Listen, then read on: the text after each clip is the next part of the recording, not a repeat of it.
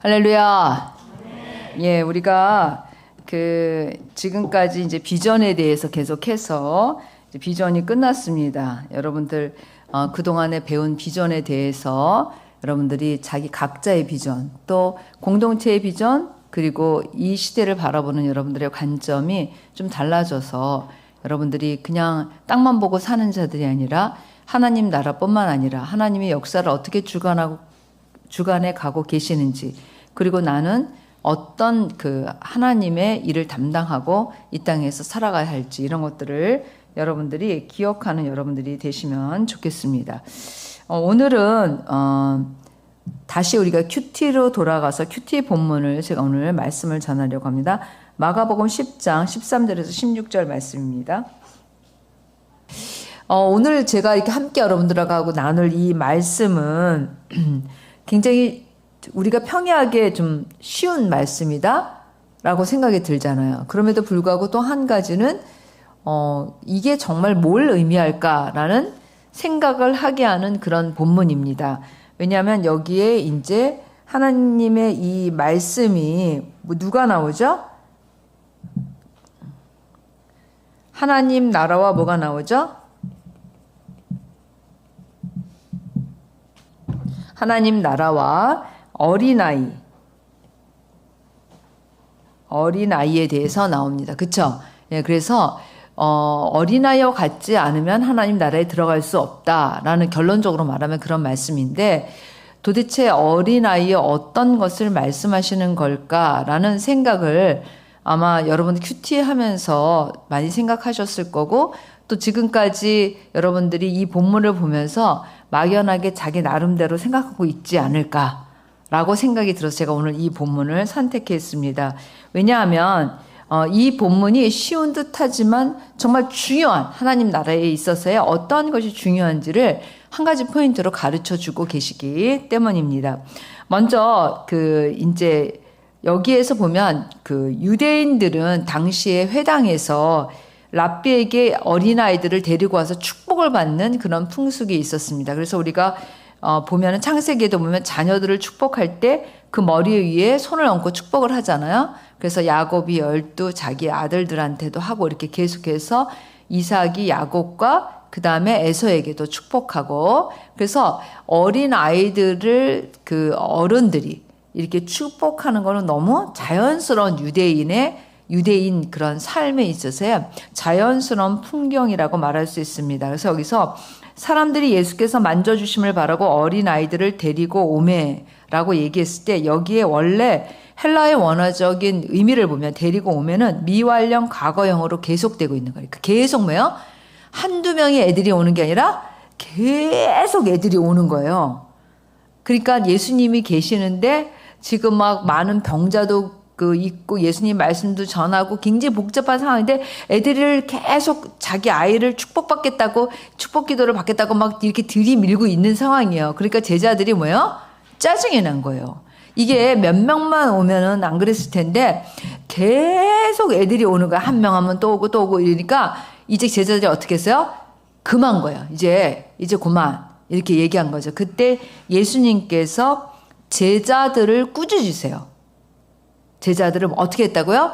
그래, 내가 봐도 야 너무 애들이 많이 온다, 야 이제 여기서 멈추자, 이렇게 하신 게 아니라 아이들을 예수님께 오지 못하도록 하는 제자들을 예수님께서 꾸짖으시는 걸 보고 있어요. 그러니까 사실 우리가 지금은 굉장히 애들의 천국이죠, 지금의 사회는. 근데 예전만 해도 어린아이들은 뭐예요? 사람의 숫자의 여자와 어린아이는 들어가지 않았어요. 그러니까 5,000명을 먹이셨다 그러면 누구만 얘기하는 거죠? 남자.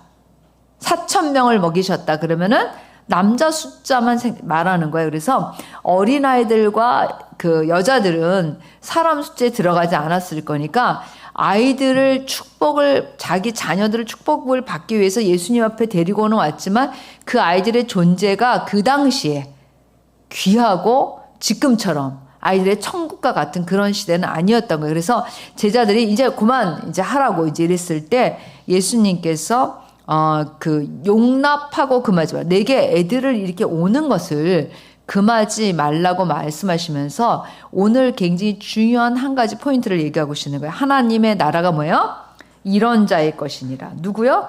이 어린아이와 같은 자의 것이니라. 묵상을 하면서 여러분들이 어떤 생각을 했을까? 제가 생각을 해봤어요. 그러면 여러분들은 단순하게 어린아이와 같지 않으면 천국에 들어갈 수 없어. 그걸 끝나지 않았어요? 어떻게 생각해요? 뭔가 더 깊이 생각했다 나는. 맞아. 어린아이 같지 않으면 천국에 들어갈 수 없어. 아마 이렇게 묵상하지 않았을까. 아무 의심도 하지 않고 아무 생각도 하지 않고 어떤 것에 생각하지 않고. 자, 그런데 이 어린아이와 같지 않으면 이라는 이 말씀이 어린아이의 무엇을 말하는가를 우리는 뭐예요? 생각해 봐야 되는 거예요. 여러분, 어린아이들만큼 천방지축인 애들이 있어요? 자기 멋대로 행동하고. 그쵸? 그래요, 안 그래요? 아니, 어린아이가 절제 있게 질서를 지키면서 성숙하게라는 단어를 쓸 수 없어요. 어린아이한테는. 어린아이는 되게 자기중심적이고 절제하지 못하고 그리고 제 맘대로 하고 무질서하고 가르쳐야 되니까 질서를 가르치고 어떤 이런 것들을 훈련해야지 돼. 그러니까 그리고 어린아이들은 엄청 이기적이에요. 남한테 뭘 나눠 먹는 것도 가르쳐 주지 않으면 다 어디로 들어가요? 자기 입에 쏙. 그렇잖아요. 이제 이 자녀를 길러보면 자녀가 엄마도 한 입 줘 그래야지 주지 자기 입에 쏙 먼저예요. 엄마 한 입 먼저 드세요. 이런 태어나서 이런 아기가 없어요, 여러분. 그러니까 사실 어린아이의 모습이 이런 모습도 있는데 예수님께서 뭘 말씀하시는 걸까? 어린아이와 같지 않으면 이라고 말씀하셨는데 어린아이의 어떤 부분을 말씀하시는 걸까? 라는 생각을 안 할 수가 없는 거죠.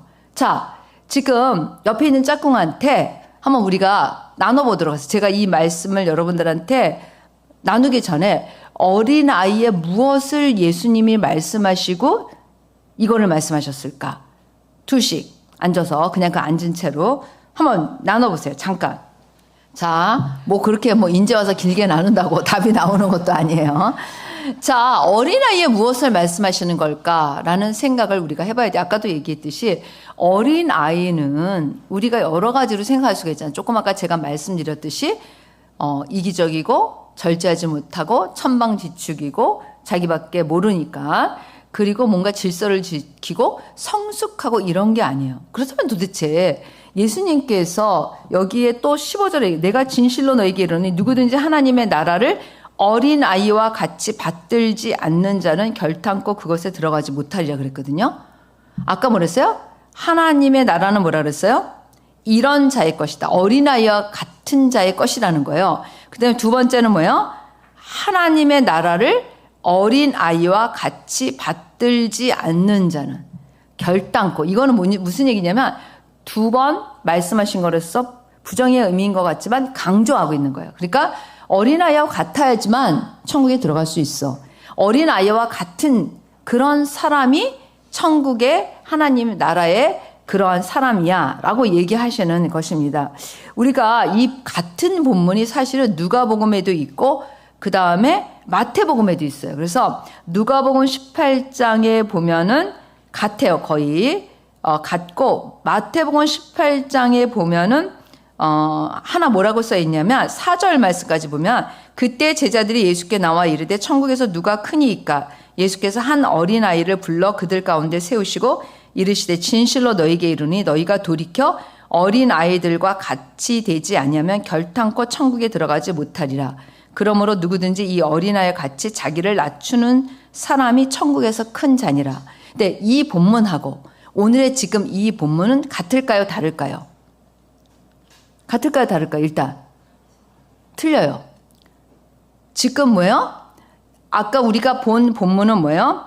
누가복음 18장에 나오는 본문은 같은 본문이에요. 사람들이 예수께서 만져주심을 바라고 자기 어린 아기를 데리고 오매 제자들이 보고 꾸짖거늘. 같은 본문이죠. 같은 내용이에요. 근데 마태복음 18장에 있는 나오는 말씀은요. 제자들이 예수께 나와 이르되 천국에서 뭐라 했어요? 누가 크니까 물어봤잖아요. 그렇죠? 누가 크냐고 물어봤잖아요. 그랬을 때 뭐요? 어린아이와 같이 자기를 낮추는 사람이 큰 자다. 그러니까 본문의 그 내용상 포커스가 어린아이라는 거는 같지만 이 본문하고 우리가 지금 봤던 본문하고 마가복음하고 누가복음에서 나온 본문하고 같지 않아요. 그러니까 대부분의 사람들은 이 본문을 이렇게 같이 섞어서 이제 얘기할 거예요. 그래서 뭐라고 얘기하냐면 어린아이 같이 겸손한 사람이요. 이렇게 대답할 수 있죠. 그렇지 않아요? 여러분은 뭐라고 대답했어요? 예? 어린아이 같이 뭐라고 대답했어요? 예? 안 들리는데? 순진함. 영악해, 요새는. 어떻게 인간이 선할 수가 있어. 물론 순진한 면도 있지. 잠잘 때만 순진해. 잠자는 모습은 천사야, 아이들이. 나머지는 천사가 아니랍니다, 여러분. 자, 누가 크니까라고 말했을 때 딱 포인트를 둬서 예수님께서 어린아이 같이 자기를 낮추는 사람 라고 얘기했어요. 자, 이 본문은 일단 놔두고 우리가 지금 보고 있는 본문에서 이 어린아이의 것이니라 라고 말씀하셨고 어린아이와 같이 받들지 않는 자는 결단코 천국에 들어갈 수 없다는 이 본문의 말씀은 무엇을 의미할까 라는 것을 찾아야지만 이 본문의 묵상이 되는 거예요. 그쵸? 안 그러고 아마 근데 제가 이렇게 이 묵상에다가 이렇게 묵상 포인트를 써줄 때 이걸 써줄까 하다가 안 써줬어요. 내가 답을 써주면 제가 이 포인트를 써주면 여러분들은 그냥 아무 생각 없이 그대로 묵상할 거니까. 그래서 여러분들 밑에 써있는 묵상을 보면 이게 무슨 말인지 각자가 묵상하고 해보세요. 이렇게 써있어요. 그쵸? 어떻게 썼는지 모르지만. 자, 여기서 말하는 어린아이는 저는 아무것도 할 수 없어요. 어린아이가 스스로 할 수 있는 게 몇 가지나 돼요, 여러분? 자, 어린아이는 부모님에 의해서 아주 어린아이일수록 뭐요? 100% 뭘 해야 돼요? 신뢰를 해야지만 살아갈 수 있는 거예요. 뭐요? 100% 신뢰. 스스로 할 수 있는 게 없어요. 스스로. 그쵸? 우리가 아이가 태어나면 먹이는 것도 그렇고 입히는 것도 그렇고 시키는 것도 그렇고 그리고 아이가 혼자 시장에 갔다 오라 그러면 갔다 올 수 있는 게 아니에요. 아주 어린 아이들은. 어린 아이들은 철저하게 뭐요? 부모에 의존돼서 살아갈 수밖에 없어요. 예수님께서 여기서 말씀하시는 포인트는 그거를 말씀하시는 거예요. 하나님을 뭐요? 100% 신뢰하는 사람. 네. 그래서 사실 어린아이는 부모 보호의 대상이에요. 그래서 가장 어린아이를 우리가 뭐냐면 연약하고 보호의 대상으로 얘기를 하잖아요. 그래서 어린아이들은 보호 대상이 아니야. 스스로 할 수 있어. 다 할 수 있어. 요새 이런 교육법이 세상 천지에 깔려있는데 그건 완전히 잘못된 거예요. 아이들은 뭐예요? 보호되어져야 되고 스스로 하지 못하는 연약한 대상이에요. 그런데 아이들의 순진함이라는 거는 솔직함에 있어. 그쵸? 집안에서 엄마 아빠가 싸웠다 그러면 바깥에 나서 절대 말하지 마. 그래도 뭐야? 우리 엄마 아빠가 싸웠는데 말하지 말래요. 여기까지 다 해요. 예전에 제가 너무 그게 인상적이었는데 우리 그 교수님 한 분이 제가 대학원 다닐 때인지 제가 학교에서 사역할 때인지 그거는 정확히 기억이 안 나는데 학교 공간에 사셨어요. 이제 히브리어 이제 히브리어 가르치는 교수님이셨는데 그러니까 이제 공간에 사니까 아들이 둘이었나 그랬던 것 같아요. 기억으로. 근데 걔네들이 이제 학교 캠퍼스에도 이렇게 돌아다니거든요. 이렇게 돌아다녀서 만나서 안녕 막 이러고 그러잖아요. 그러면 이제 뭐 이렇게 얘기를 하면 뭐라 하는지 알아요? 우리 아빠는요 방구를 많이 껴요. 우리 아빠는 방구 소리가 진짜 커요. 밥 먹을 때도 방구 많이 껴요. 우리 교수님 엄청 창피하는 거야. 그러니까 아이들은 그게 부끄럽다, 창피하다 이런 느낌이 없는 거예요. 우리 아빠는 방구 대장이에요. 이제 여기까지 나가는 거죠. 그러니까 교수님이 이제 좀 이렇게 등치가 있고 이런 분이었는데 엄청 그때 당황하시는 걸 제가 봤어요. 근데 그런 것처럼 애들의 그 순진함이라는 거는 되게 솔직함에 있어요. 어른들은 뭐예요? 음흉하지. 계산적이지. 벌써. 아이들은 근데 머리를 쓰거나 그러지 않아요. 뭐 요새 애들은 모르겠지만. 그래서 여기서 말하는 것은 부모를 100% 신뢰하는 것. 그리고 부모가 나를 밥을 안 먹여줄까? 나를 어디다 갖다 버리면 어떡하지? 이런 생각해요, 안 해요, 애들은? 안 해요. 그리고 뭐예요? 무슨 자기 돈 찾아가듯이 뭐 사달라, 뭐 달라, 뭐 해달라 이런 게 너무 자연스러워. 부모가 돈이 없어서 돈이 없으면 부모가 걱정하지 아이는 걱정을 사실 안 해요. 그러니까 그냥 부모를 신뢰한다라는 그거가 그냥 단순히 보호의 대상으로서만이 아니라 그냥 뭐예요? 아무런 의심도 없이 부모를 신뢰하는 거예요. 여기서 말하는 것은 우리가 사실 천국을 자기 힘으로 갈 수 있어요? 우리가 이 세상을 살아가면서 하나님의 어떤 은혜와 하나님의 사랑과 하나님의 국률하심이 없으면 여러분들이랑 저랑 인생이 어떻게 될지 모르는 거예요, 사실. 여러분, 사실 우리가 나 오늘은 진짜 오늘 하루 내 인생이야 라고 얘기할 수 있는 사람이 누가 있겠어요? 내가 오늘 어떤 일을 당할지, 내일 어떤 일을 당할지 아무도 자신할 수 없는 거예요, 사실 어떻게 보면. 이제 그런 말이 있어요. 만약에 비행기를 타는데 우리가 이 비행기는 폭파할 거야 라고 생각하면 탈 수 있어요, 없어요? 이 비행기는 폭파할 거야. 그러면 못 타는 거예요. 그래서 무엇이든지 무엇에든지 우리를 맡길 때 그것을 신뢰하지 않으면, 그거를 우리가 믿지 않으면 못하는 거예요. 그래서 제가 아는 자매는 굉장히 재난에 대한 염려증이 있는 자매예요. 그래서 한동안 2000년대 2000년에 무슨 막 그런, 9.11이요? 그 사건도 있었지만 하여튼 뭔가 그때 물도 떨어질 수 있다 그래서 물도 사놓고 라면도 사놓고 하여튼 제가 그게 뭐라고 그 단어가 있는데 IMF 말고 Y2K인가 봐요. 그래가지고 일본에 있는 우리도 음식을 사놔라 라면을 사놔라 이제 그런 게 있었었어요. 근데 한국에 있는 한 자매가 저 일본에 있을 때요.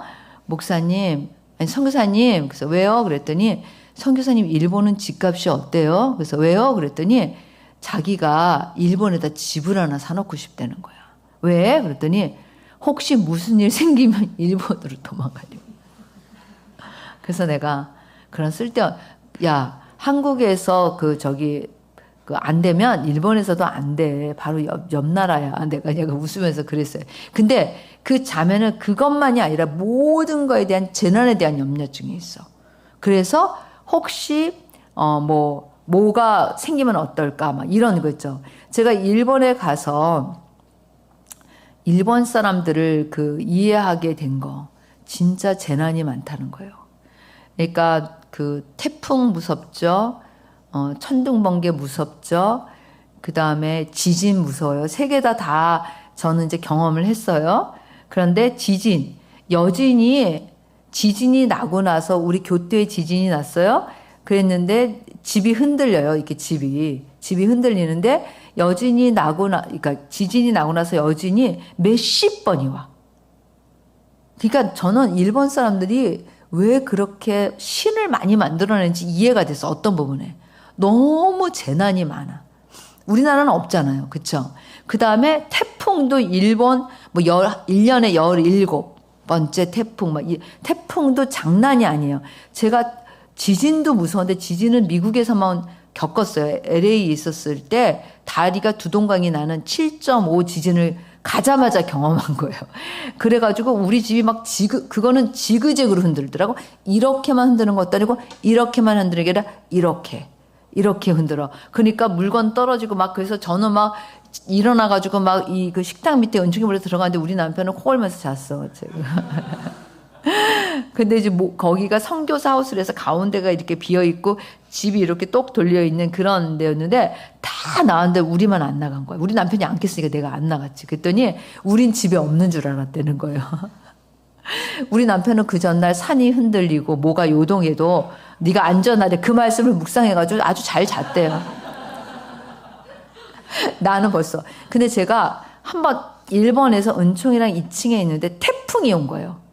태풍 여러분, 전 진짜 태풍이 무섭다는 거 그때 경험인데 저희 집이 이렇게 일본 집은 좁잖아요. 일본 집이 좁은데 3층이에요. 3층이었었는데 집이 흔들려. 이렇게.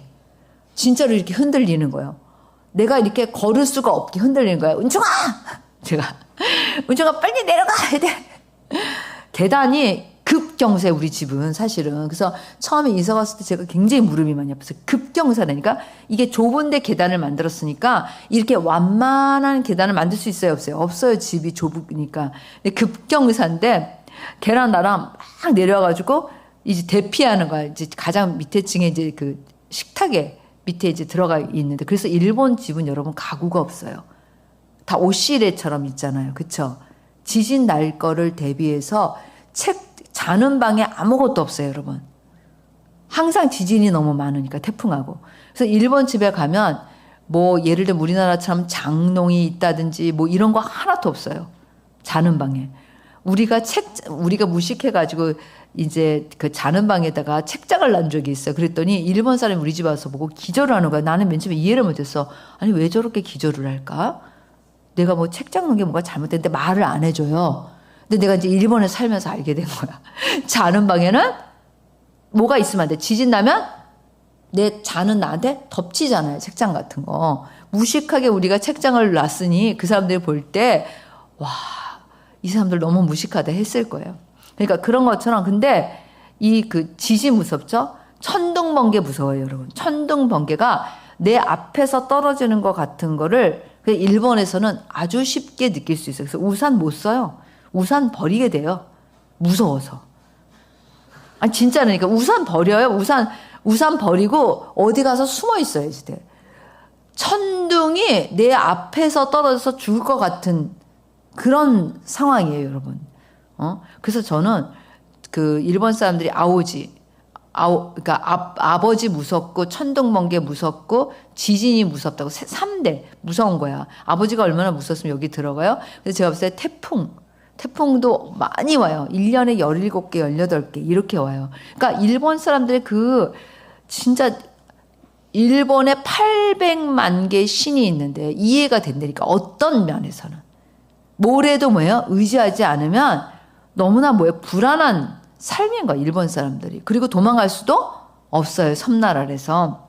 그러니까 신뢰하는 거를 만드는 거야. 신뢰.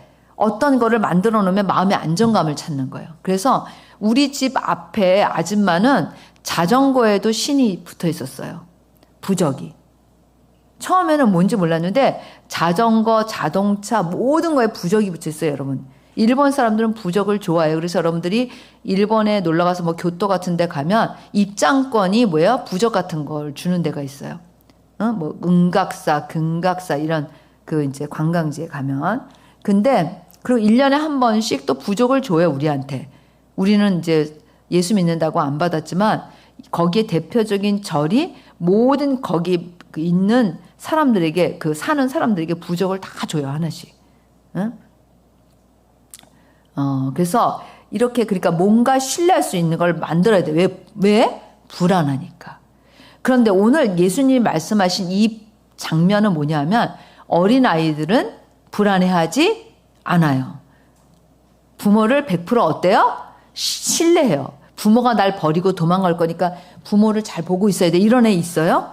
응? 응? 부모가 나를 먹을 걸 줄까 안 줄까 잘 감시해야 돼. 부엌에 가서 뭐를 이렇게 이런 애가 있어요? 부모가 내가 요구하는 걸 이걸 사줄지 안 사줄지 내가 지금 많이 깊이 생각해 돼. 이런 애 있어요? 없어요. 여기서 말하는 거는 신뢰를 말하는 거예요. 신뢰. 어린아이가 부모를 신뢰하듯이 우리가 하나님을 신뢰하는 자가 될 때 그때에 바로 그것이 바로 천국이 이런 자의 것이라는 거예요. 우리가 천국에 들어가려면 그래서 자기를 신뢰하지 않고 누구를 신뢰해야 되는 거예요? 하나님을 신뢰해야 되는 거죠, 우리가. 그래서 이런 의미에서 여러분들이 어린아이와 같아야 된다라는 것이에요. 그래서 사실 우리가 하나님을 우리가 신뢰한다고 하면서 얼마나 신뢰하는지 한번 여러분들이 생각해 보세요, 스스로. 나는 공부해서 어떤 대학을 가야 될까? 여기까지는 괜찮은데 나는 잘 갈 수 있을까? 못 갈 수 있을까? 난 하나님이 진짜 이 대학에 붙여줄까? 안 붙여줄까?부터 시작해서 이렇게 생각할 수 있고 나의 미래에 대해서 진짜 나는 뭘 해야 되나? 뭐 우리 또 직장을 다니고 있는 사람들은 내가 이 직장에서 잘 승진할 수 있을까 없을까 이런 모든 것들이 사실은 굉장히 자기중심적인 생각이고 세상중심적인 생각인 거예요. 아까도 얘기했듯이 어린아이와 같은 그러한 100%의 신뢰라고 생각하면 여러분들이 가지고 있는 지금의 환경에서 그것이 무엇을 말하는지를 생각해 봐야지 이 오늘의 본문의 말씀이 묵상이 되는 거예요. 나의 지금 처해진 환경, 그리고 나에게 앞에 일어날 일들, 나에게 있어서의 이런 일들에 어린아이와 같이 내가 하나님을 진짜 신뢰한다 그럴 때 어떻게 생각하고 어떻게 결단하는가라는 것이 바로 이 오늘의 본문이 주는 교훈이라고 할 수가 있습니다. 근데 아까 제가 얘기했듯이 마태복음 18장 3절에는 겸손에 대해서 얘기하고 있어요. 뭐에 대해서 얘기하고 있어요? 겸손. 물론 우리가 얘기하고 있는 거는 아니지만 어린 아이라고 얘기할 때 겸손에 대고 있어요. 우리가 세상이 말하는 겸손과 성경이 말하는 겸손 관점이 완전히 달라요. 세상이 말하는 겸손은 자기가 실력이 있음에도 불구하고 자기의 태도를 낮추는 거를 겸손이라고 그래요. 그런데 성경적인 관점에서의 겸손은 내가 실력이 있음에도 불구하고 나 자신을 낮추는 걸 겸손이라고 말하지 않아요. 성경은 다른 관점이에요. 기독교의 겸손은 무조건 자기를 낮추는 사람을 겸손이라고 말하지 않아요. 기독교의 겸손은 철저하게 하나님을 신뢰하고 그 다음에 하나님을 경외하는 자예요. 이게 포인트가 돼요. 이게 없이 자기 자신을 낮추는 거를 겸손이라고 말하지 않는 거예요. 그래서 어떤 부분에서 하나님을 신뢰하는 자, 그런 동일하게 우리가 오늘 봤던 그 본문, 그것과 일맥상통하게 생각한다면 하나님을 신뢰하는 자는 기독교적인 관점에서 겸손한 거예요. 그러면 우리가 늘 얘기하는 교만한 자는 뭐냐? 교만한 자는 지식의 많음을 자랑하고 자기를 자랑하는 게 아니에요. 기독교의 교만은 그걸 말하지 않아요. 뭘 말해요?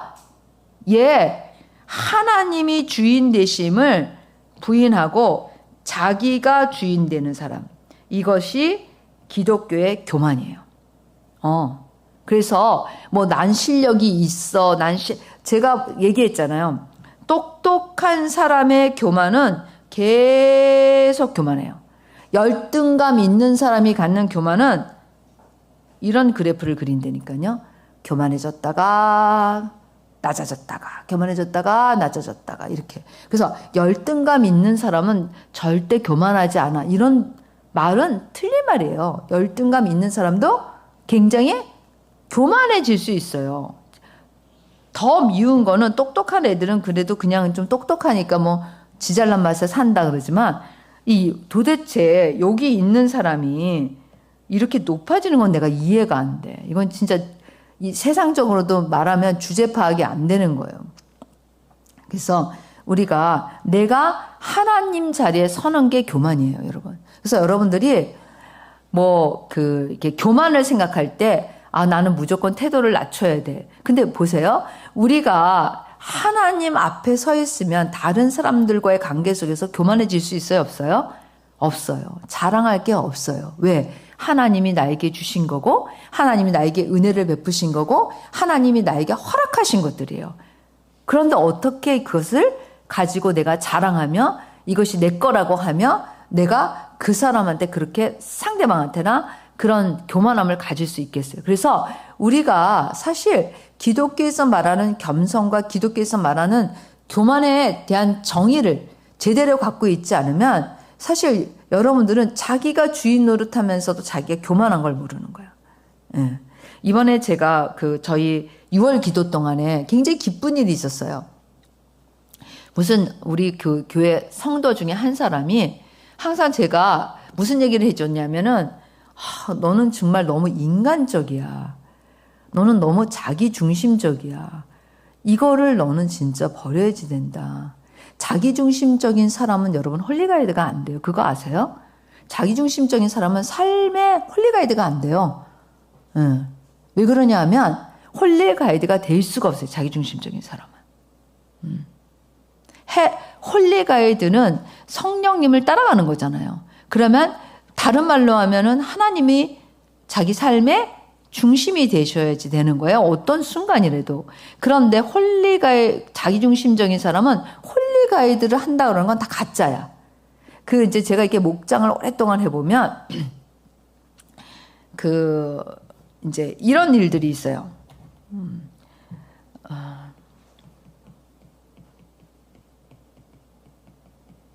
성경 지식과 성경 지식 이꼬르 그 사람의 아니에요. 그 사람이 가지고 있는 성경 지식이 그 사람의 삶이 아니에요. 그러니까 성경적인 지식, 영적인 관점, 영적인 포인트 많이 가질 수 있고 깨달을 수 있어요. 영적인 거 깨달을 수 있어요. 그런데 중요한 거, 삶이 정말 하나님을 경험하려면 이건 홀리가이드를 해야 돼요. 홀리가이드가 되지 않은 그냥 성경 지식과 자기중심적인 삶의 적용은 뭐가 없냐면 능력이 없어요. 영향력이 없어요. 말로 끝나요. 그런데 이게 한두 번은 다른 데 가서 이렇게 썰 풀면 너무 당신은 신앙이 좋고 어쩌면 그래요 막 이러는데 우리 매주 하는 목장에서는 이게 견디지를 못해요. 그냥 발각이 돼. 드러날 수밖에 없는 거예요. 그냥 현실이야. 왜냐면 그 사람이 매주 홀리가이드를 하는 거를 보면 아닌 걸 알 수 있는 거예요. 그런데 이제 제가 이제 그렇게 얘기했어요. 너는 너무 인간적이야. 너무 인간적이야. 자기중심적이야. 그거를 고쳐야지 돼. 정말 그게 변화돼야 돼. 그런데 이 사람이 이번에 그걸 깨달은 거예요. 근데 뭐라고 얘기했냐면 제가 너무 기뻤는데 목사님, 제가 그걸 오랫동안 말씀해 주셔도 그냥 저한테 인간적이야 너는 자기중심적이야 라는 거를 자기가 이기적인 거라고 생각했다는 거예요. 뭐라고요? 이기적인 거. 그래서 자기는 물론 그런 부분도 있으니까 그걸 버려야 되겠다 생각했는데 이번에 6월 기도하는 동안에 성령님이 자기한테 깨닫게 하셨다는 거예요. 뭐냐면 인간적인 거, 자기중심적인 게 하나님의 자리에 예수 그리스도가 주인 되는 자리에 자기가 주인 되는 것이라는 걸 깨달았다고 얘기하면서 그게 사탄이지 뭐예요. 나한테 이렇게 하니까 본인이. 제가 사탄이지 뭐예요. 자기는 근데 한 번도 그런 생각을 못했다는 거야 지금까지. 그냥 내가 조금 이기적이지. 내가 조금 그렇게 생각하는 거지. 이렇게 생각했지. 근데 이번에 그게 얼마나 무서운 건지 얼마나 자기가 그걸 몰랐다는 거예요. 이번에 깨달았다는 거예요. 그러면서 너무 너무 늦게 깨달은 뭐라 그러죠? 그런 게 있었어. 지금 이대로 깨달았으니까 얼마나 감사해 그랬더니 목사님은 항상 그렇게 얘기해 주는데 근데 그 사실 그렇잖아. 죽기 전에 깨달았으니 얼마나 감사해. 무덤까지 무덤 가기 직전까지 가져가면 어떡하냐고요. 근데 목사님 그게 얼마나 자기라는 거를 깨달았다는 거야. 그게 자기가 그냥 주인 노릇하고 자기가 그런다라는 걸 깨달아. 단순히 이기적인 삶, 이기적인 행동이 아니라는 걸 깨달았다는 거예요. 그래서 성경을 볼 때도 그렇고 모든 일에 자기가 판결하고 자기가 분별하고 자기가 그렇게 하는 거를 그냥 난 조금 자기중심적이야라고 생각했지 그게 사탄이다. 정란하게 그렇게 얘기하더라고. 그게 사탄이지 뭐예요. 내가 주인 노릇하는 거 그게 사탄이지 뭐예요. 이렇게 얘기하더라고. 근데 진짜 제대로 깨달은 거예요. 그래서 저한테 어떤 자기가 그걸 어떻게 깨달은지 비유로 얘기했는데 제가 그 말씀을 가지고 있는데 그건 얘기해 드리지 않겠어요. 개인적인 거니까. 그렇지만 진짜로 깨달았어요. 이 사람이. 맞아요, 여러분. 맞아요. 우리가 인간적이라고 말하는 거, 자기중심적이라고 말하는 거, 그걸 여러분들이 가볍게 생각하면 안 돼요. 그게 바로 자기가 주인 노릇하는 거고 그게 사탄인 거야 사실. 근데 그렇게 생각하지 않아서 계속 할 수 있었던 거예요. 어떻게 보면. 그리고 그런 생각을 못했대. 그냥 조금 내가 이기적이야. 조금 내가 인간적으로 생각하지. 이렇게 생각하지. 그거의 본질, 정말 그거에 있어서 핵심이 뭐냐를 생각하지 못했다라는 것을 얘기하는 그런 거를 제가 들었습니다. 여러분, 우리가 어린아이와 같지 않으면 천국에 들어갈 수 없다. 하나님을 100% 신뢰하지 않으면 우리는 결단코 천국에 들어갈 수 없다. 라는 거를 말씀하시는 이 본문을 여러분들이 생각하면서 이번 일주일 동안 생활할 때 우리가 물론 계속 큐티하지만 정말 내가 그렇게 하나님을 신뢰하고 있는가를 여러분들이 다시 한번 점검하시는 여러분이 되시기를 축원드립니다.